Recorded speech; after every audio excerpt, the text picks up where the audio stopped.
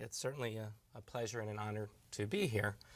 And I'd like to start by just pondering for a second that wonderful quote that the only way to predict the future is to invent it. For me, that quote made me think the next sentence, and the only way to invent the future is to, and I struggled to finish it.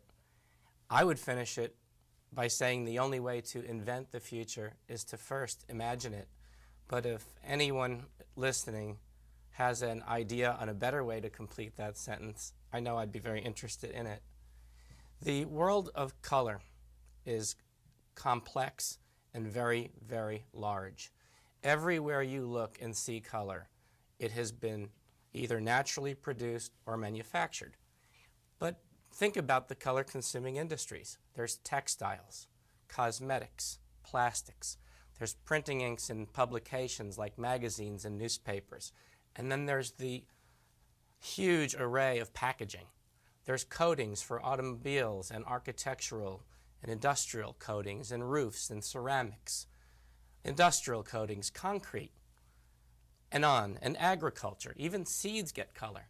So really, we are talking about a very, very complex and wonderful industry. Now, I'd like to talk a little bit about product stewardship, because as we talk color and color trends, we're living in an environment where there is a tremendous focus on product stewardship.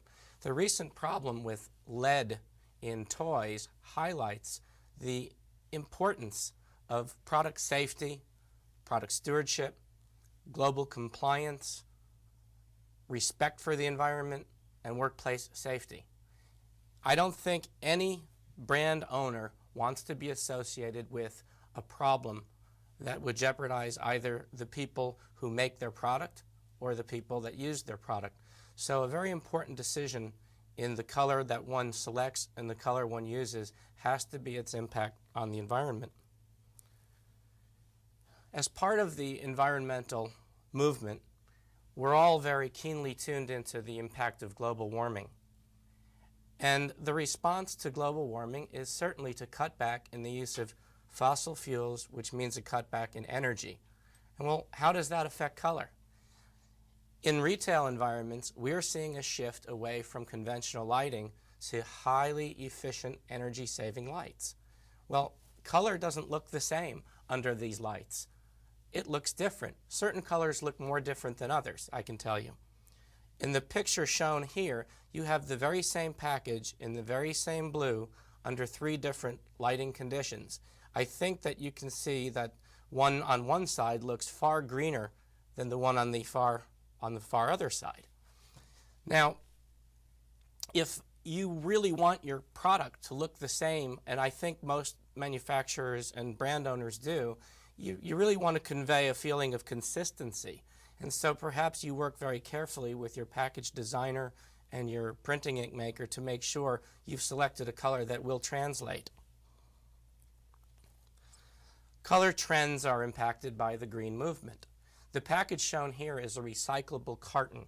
The color selected is a natural color, kind of a champagne color that reinforces the message of the safe and recyclable, environmentally responsible package.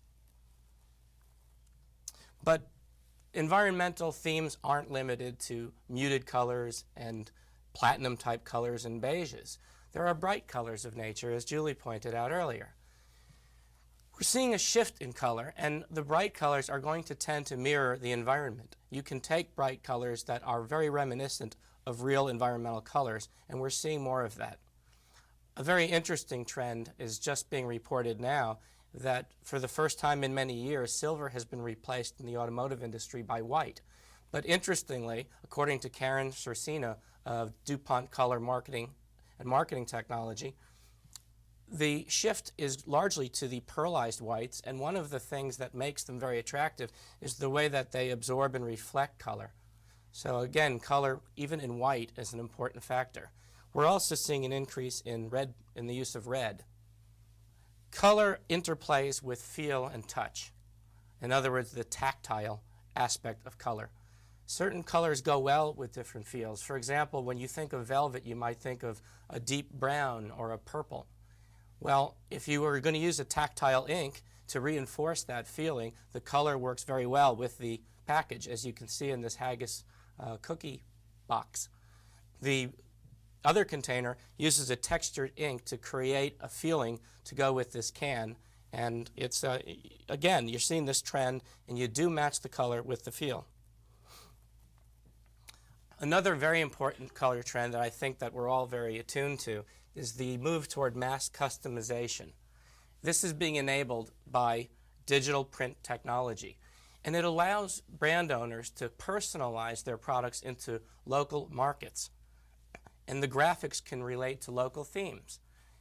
Conventional printing is too costly to do this, but as we move toward the different platforms of digital printing, there's a tremendous demand on the technology for the color producer, because the performance requirements in the color for these platforms is far greater than in conventional printing. And as you move deeper into this type of mass customization, there is a need to get to these spot colors that really communicate the right feeling. And we will see more of that, at least that's my prediction. Now we move to different types. As we move and consider different types of color, we don't have time here to go through all the types, so I'd like to hit on some of the very important classes. First of all, there are high-performance pigments for use in high durability packaging for outdoor longevity and for low migration packaging.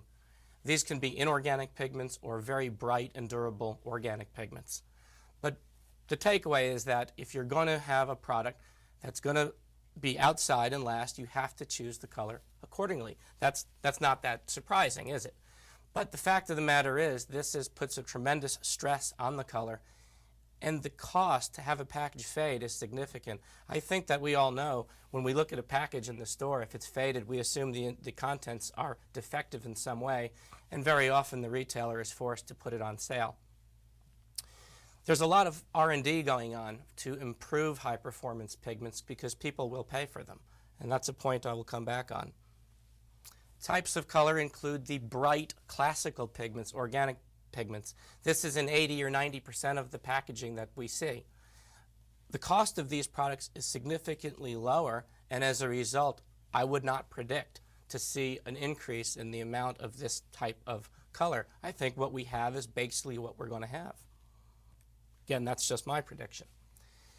Types of color include metallic pigments. Metallic pigments is an area that's been growing for years. Metallic packaging conveys a feeling of quality, and it's used in many, many different areas. Pearlescent pigments. I can't say enough about pearlescent pigments because they have continued to grow each year. They give us these very, very beautiful interference colors and the pearlescent whites I referred to previously. They're used extensively in plastic containers for packages. They create luster and a feeling of richness, and there is a lot of research on new and improved types. Natural color. Now, natural color is kind of a subset, maybe a niche type area, but one that I think is particularly interesting is the use of the extract from the cochineal beetle, which is shown here. Those little white sacs are actually these little beetles, and if you crush them, they release this fairly intense red kind of pigment. And these are used in cosmetics, but they're also used certain places where people say a natural dye or a natural pigment.